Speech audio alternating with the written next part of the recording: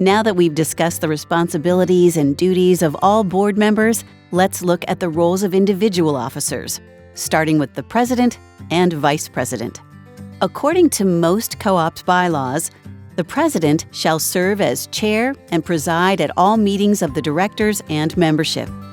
He or she shall be responsible for general day-to-day administration according to the authority granted by the board and the membership. The president shall perform such duties prescribed by the board or as necessary to accomplish the directives of the board of directors. This includes a range of tasks. The president is often the board member responsible for the community's day-to-day management, such as making sure that paperwork is completed, meeting agendas are prepared, and correspondence is handled. Besides these formal duties, there are also informal duties that can be unique to each community and each board. For example, one of the president's informal responsibilities is ensuring transparent and continuous communication. The president may delegate some responsibilities, but not their main job of serving as the board chair and presiding over the co-op's board and membership meetings.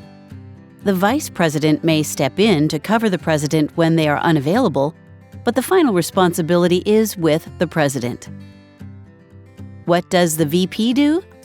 According to most bylaws, the vice president shall preside at all meetings in the absence of the president and shall perform such duties delegated to him or her by either the board or the president. He or she shall report on the activities of the president to the board in the absence of the president. So, if the president is unable to run a meeting or create the agenda for a board meeting, the vice president usually takes on those responsibilities. And the vice president's other responsibilities are determined by the needs of the president and the rest of the board. Despite so few formal responsibilities when the president is available, the vice president position is important. The vice president can support other board members, taking on various responsibilities when needed and as they're able.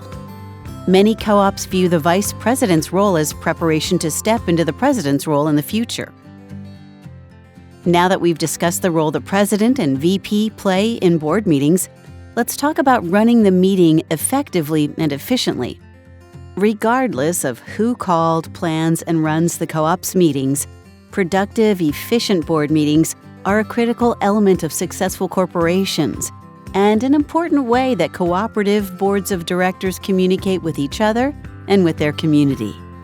Well-organized and run board meetings help all co-op members feel included.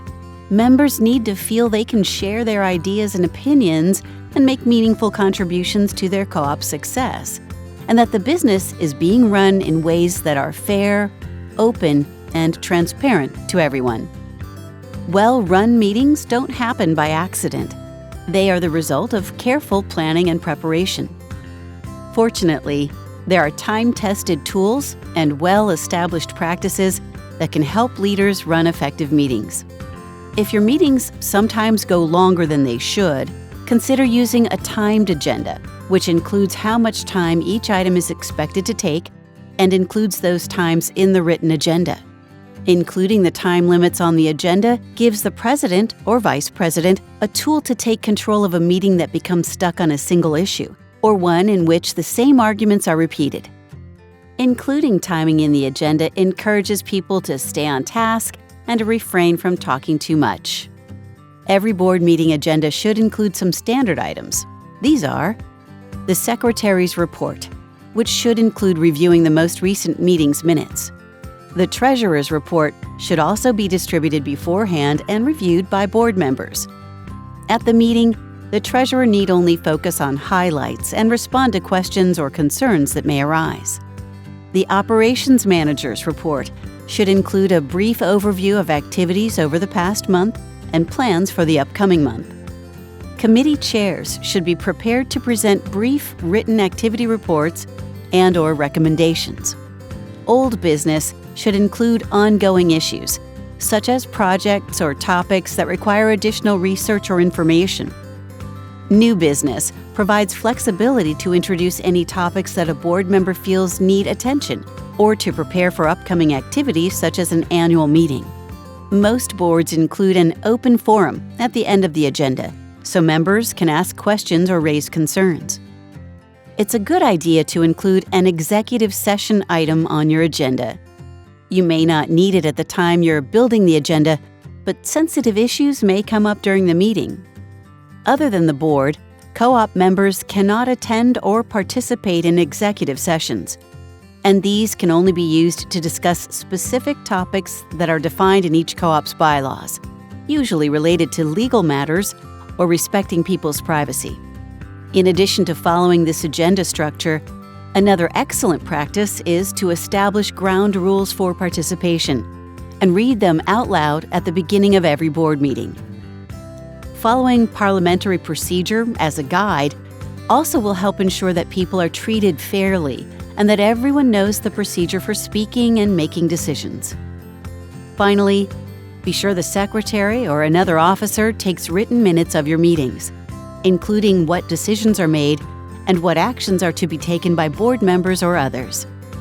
After their approval at your next meeting, these minutes will be signed by the secretary and will be your official record of what business was conducted. Everyone is responsible for successful meetings. Board members should help by offering motions at appropriate times, reminding people of the ground rules, suggesting when it is time to end discussion and vote, and most importantly, modeling conduct that is productive, efficient, and fair to everyone.